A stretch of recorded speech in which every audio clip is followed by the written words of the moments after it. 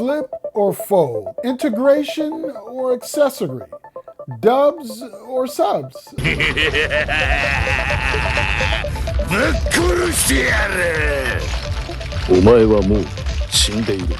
Alright, forget that last one. Prepare yourself, folds are coming. Yes, you're gonna see more folds than an adult Shar-Pei, more folds than warp factor 6 trips in an entire season of Star Trek. Problem is, many of us won't be able to afford them at first. But what is the problem these devices are attempting to solve? More screen real estate, more multitasking. Well, LG just dropped their latest in the V series line, the V60, and you can get with it one of my favorite functional accessories, the dual screen. Problem solved? To answer that question, I'm gonna be your personal Einstein-Rosen bridge and fold a week's worth of testing into a few minutes worth of review. Let's go.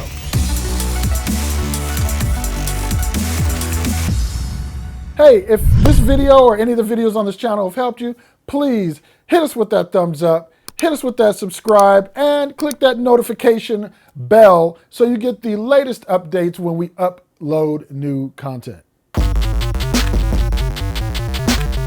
LG's V60 is the latest in the V series line of devices, but it is a departure from last year's V50.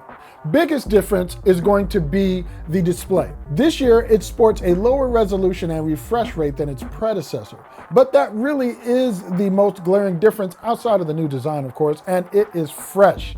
It's a bit more stout than the previous, the V50, but it's taller and the curved back makes it feel great in hand. I can imagine some folk talking about how heavy it is, but it really just feels well built and solid. What you have is an elegantly pearl-like Gorilla Glass 5 back in the white version with aluminum frame wrapping its edges. The phone is also available in blue. Around front, you get a large 6.8-inch OLED display with a resolution of 2460 by 1080. And while that may be lower resolution than other flagships, the color accuracy and brightness of direct sunlight are solid. Images are crisp, as you can see in this Miles Morales Spider-Man wallpaper. On the front of the phone, you'll also get an in-display optical fingerprint sensor. I'd put its quality just below the OnePlus 7T, which I currently hold as the gold standard for this tech. I rarely had misses while using it, but occasionally it happened. Top of the display, you'll find a hole punch, center hole punch, standard angle 10 megapixel camera. Not only does it take solid photos, but the video from it looks pretty darn good, as you can see here in this one recorded at 1920 by 1080 at 60 frames per second originally.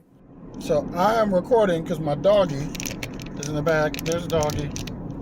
Hey doggy. Hey doggy. Hey there, doggy, doggy. Of course, her name isn't Doggy. Her name is Starfire. Well, that's the video from the front-facing camera. It's pretty good.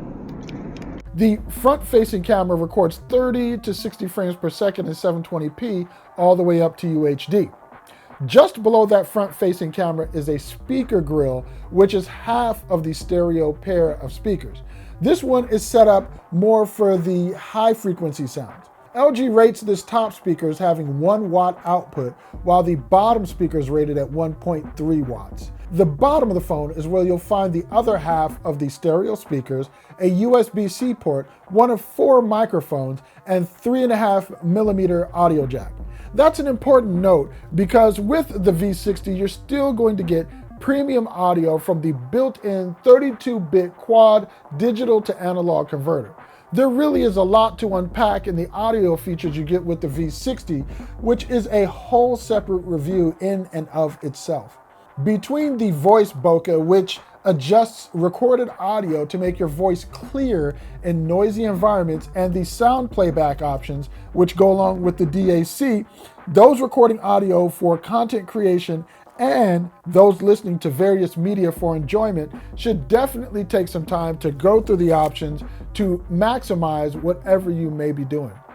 One note, I really wanted to give the voice bokeh a natural audio test, but with COVID-19, there hasn't been much traffic on the streets and I haven't been to any gatherings lately, so not much to do there. That said, this is me with the TV blasting, so you get an idea of what this feature can do. So this is me talking with voice bokeh turned on. I am watching or have something playing on my television on Netflix in the background. You may or may not know what it is. This is voice bokeh off, standard recording, holding the same distance from that Sonos speaker. So I don't know if you can hear me well or not, but there it is. The phone actually has 4 microphones on it to support these audio features. Additionally, you also have ASMR features which augment the sound so that those of you who just like to listen to audio to soothe or calm you, you can actually record different sounds and play them back amplified or augmented. So here's a video recording of some cooking I was doing with ASMR on.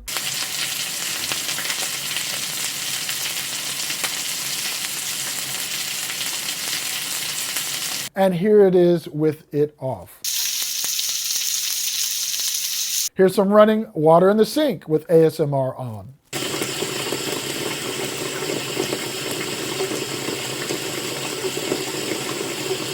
And here's with it off. Now, looking at the left side of the phone, you get the Google Assistant button, the volume rocker, and a microphone. Right side of the phone is where you'll find the power button, and the top of the phone is where you'll find another microphone, and the SIM tray, which also doubles as the memory slot. This phone will take up to 2 terabytes of micro SD storage. Around back, you'll get 3 rear cameras, a 64 megapixel standard camera, a 13 megapixel wide angle camera with 117 degree field of view, and a depth sensing camera LG calls its Z camera. Using the zoom and taking macro pictures with the V60 is a delight. The photos are fairly saturated, which I prefer, but do have a tendency to aggressively expose images, as you can see in this photo of a flower, which has a decent amount of white in it.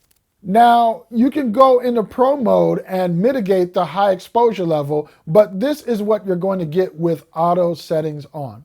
I took a few other photos of flowers out on a walk with my dog and my wife. Absolutely beautiful. And the photos aren't bad either. Brownie points.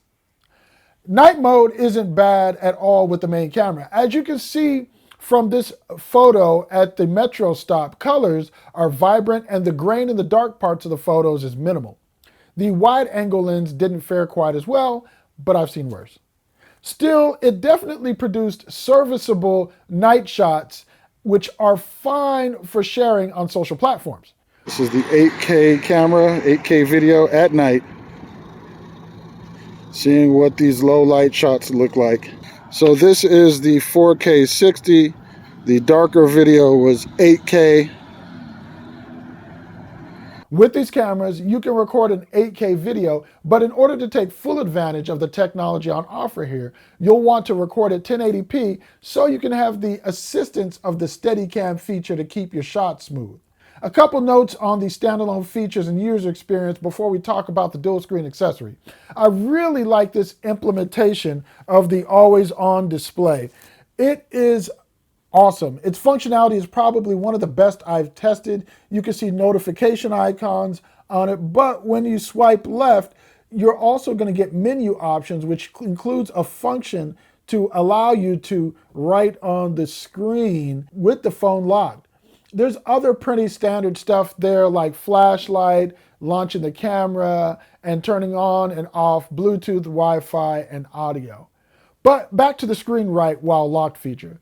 Shouts out to my buddy Juan Bagnell over at Some Gadget Guy for diving into the pin functionality of the V60.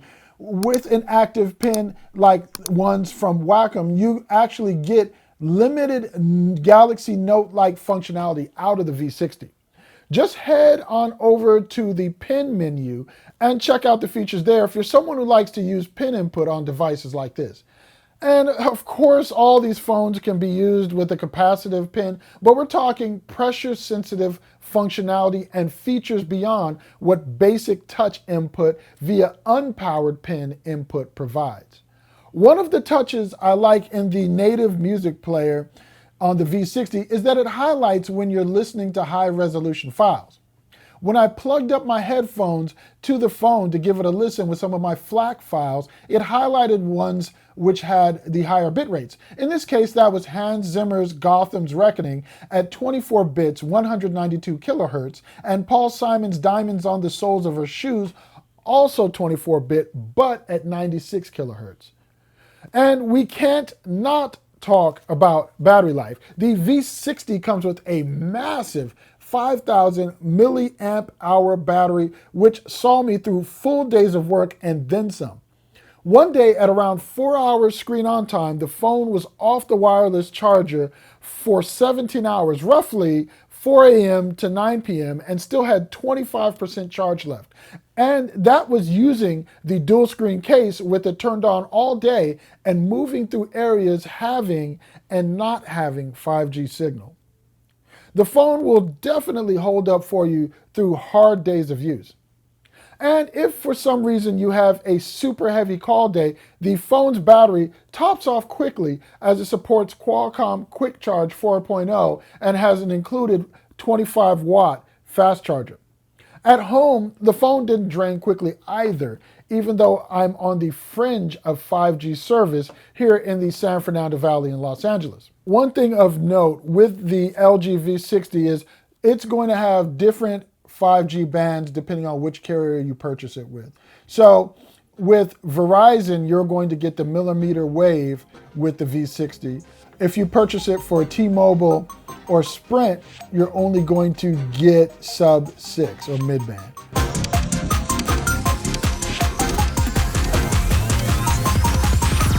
And now that we've looked at how the dual screen setup fares with battery life, let's look at the unit itself. You're going to get a screen which shows you basic notifications on the outside, which actually isn't very readable in direct sunlight, but on the upside, I have to say that it's less a fingerprint magnet than it was on the G8X ThinQ. When you open it up though, you'll see the magic as it matches the V60's native screen. Yes, two 6.8-inch OLED displays pushing 396 pixels at a resolution of 2400 by 1080.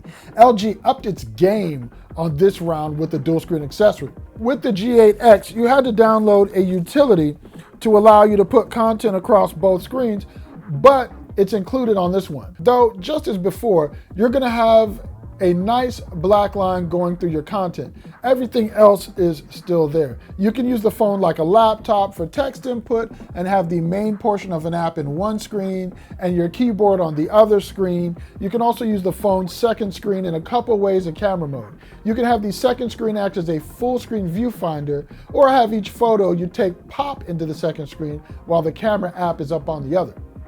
Multitasking is pretty well thought out on the V60 with dual screen. Gaming is an enjoyable experience thanks to the top-of-the-line Snapdragon 865 processor and 8 gigabytes of RAM. The phone runs Android 10 right out of the box, by the way. And just in case you're wondering, if the case is closed and you want to answer the phone with it closed, the dual screens, you simply push the Google Assistant button to reject calls, or you could push the down volume button to silence the ringer. Overall, what LG brings to the experience with the V60 is an effort to compete with top flagships on the market, but at a price point that is a bit more wallet friendly, if only by a couple $100. The V60 by itself will run you $800, $900 if you want in on all that dual screen goodness. Ultimately, is it worth it? It's definitely a contender in 2020 and competes with more expensive flagships on price without sacrificing so much that it feels like a poor man's version of a high-end device. And I'd argue in some cases that the dual screen actually puts it in a category of its own outside the reach of some of its competition. So if you're looking for a flagship without the $1,400 price tag, this is definitely a phone you'll want to take a hard look at. And it looks great by itself or all dressed up for a night on the town. Hey, we don't take it lightly that you spent your time with us. You could be doing so many other things. So we appreciate you.